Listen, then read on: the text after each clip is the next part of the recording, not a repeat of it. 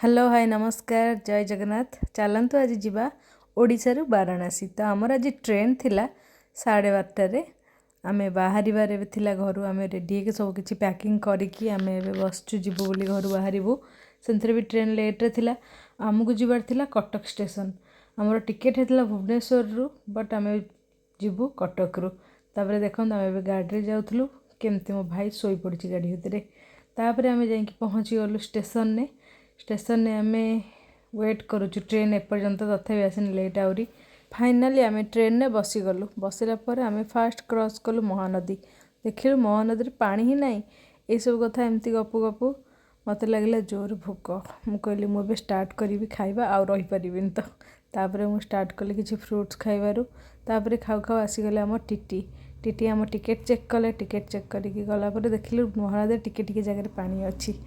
तापर पुणी एमती व्यू एंजॉय कर पहाड़ पहाड़ पुणी मत भोक लगे तो गोटे चिप्स खाइली। चिप्स खाई सारिकी पुणी गली मुझे ट्रेन बुलवा। ट्रेन भितर तो बसीगली एत समय बस कौन करी बोर हेबी। आमर भी से पूरा गोटे डिनर थिला। आज 12टार आमर आसे बसिलु गोटाए जाइए पुणी पहुँचबार थिला आमर सकाळु सकाळु। तो कौन करी एत समय ट्रेन में जाइए बुलिली। बुली सारिकी आसिकी पुणी शोईकी देखिली केमती लगुच। शोईकी बांति लगुच ना नाई। तापर सेठू झालमुड़ी वाला भाई आसते तांको मु कहली मोर गोटे बनई दिया। तापर झालमुड़ी भी मुझे खाइली बसिकी एंजॉय कली ट्रेन में। झालमुड़ी खाई सारी तो देखली ट्रेन में सब शोईचंती। सेंतरे तो राति नथला संध्या होता 4टा-5टा। तो मुझे शोई पड़ी। तो शोई शोई शोई शोई पुणी मत भोक लगे कौन कर बस बस बोर लगे गोटे जगह तो मुझे रहीपे ना। पुणी भोक लगे तो मुझे गोटे चॉकलेट खाइली। चॉकलेट आउ चिप्स खाइली। चॉकलेट तो पूरा खाई नथली अधा खाई किंतु सेटा भी रात में सारी तापर राति होगा जमी समस्ते शोई पड़ते पूरा ट्रेन में। मत निद लगुनि मत बांति लगुच मुंड को बुलाऊँ भितर खाली ट्रेन जो ब्रेक मारुचे मो मुंड को हो मुझे राति सारा अने बाहर को अने अने अने अने अने अने रही। तापर पुणी देखिली एमती लोक मानू देखिली सब शोचन पुणी रात गोटे गोटे जगह स्टेशन में रोचे जो गाड़ी सी भी न्यू न्यू लोक सब आसुँच। आ ट्रेन में भी शोया भी एत कंफर्टेबल नुह ये समस्त मुझे जानी। तापर पुणी भोर भोर होगा केतबले मो निद टिके होगला 2 घंटा भाया मुझे शोची। तापर भोर भोर उठिली तो मुझे पहुँच जाइली उत्तर प्रदेश रे। फास्ट मुझे देखिली सकाळ सकाळ आम वंदे भारत एक्सप्रेस। वंदे भारत एक्सप्रेस देखी सारी तो तापर आम पहुँची गलु आसिकी गंगा नदी कूल में। गंगा माँकर सकाळ सकाळ दर्शन कलु। दर्शन कर सारापर आमको क्लीयर पूरा गोटे घाट देखा जोटा कि नमो घाट। देखी पारे नमस्कार केते सुंदर हाथ एमती स्टाच्यू होती गोटे बड़ आ 3टा कुनी कुनी हाथ एमती होती। भी लोक मैंने बहुत लोक थे बोटिंग करुले फोटोज क्लिक करुले केते सुंदर देखा भोर भोर पूरा गंगा नदी पाखे एत लोक सब अच्छा मुझे कंट्रोल कर पानी जल्दी केमती जीवी। तापर आम देखिलु जे एमती सब कौन है इटा और सीमेंट खाली घर हो प्लास्टर है घर एत बहुत सारा घर। आम आहरी मुझे भिडियो भी करनी केते घर थिला।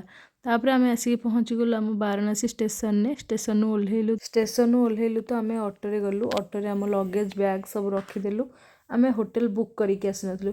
तो आम ऑटो वाला जे भाई तांको आम कहलु कि आमको कोठी भल होटेल अच्छे आम से नहीं चल आमको। सी आमको कहले सेमती भी बहुत जाम एवं थिला ये टाइम रे कुंभमेला टाइम रे आम जाइलु।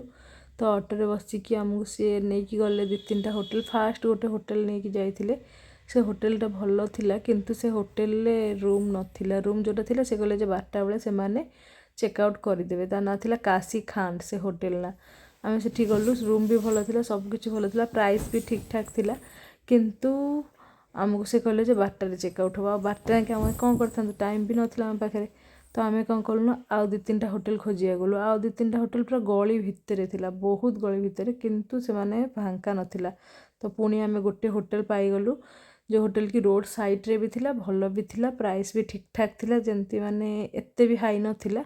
रूम सेमती बेसी बड़ नथिला टिके छोट थिला किंतु आम पई पूरा परफेक्ट थिला कारण आम एमती कुंभमेला टाइम रे जदी आसचु तो भल होटेल तो मिलवा बहुत कष्ट। एटा ही आम पे बहुत बड़ थिला कि मिलीगला आमको होटेल। तो आम सांग सांग गलु सब फ्रेश हो गलु बाहरी गलु काशी विश्वनाथ मंदिर जावाई। नेक्स्ट वीडियो रे देखिए आम काशी विश्वनाथ मंदिर गलु को घाट गलु कौन कौन कलु।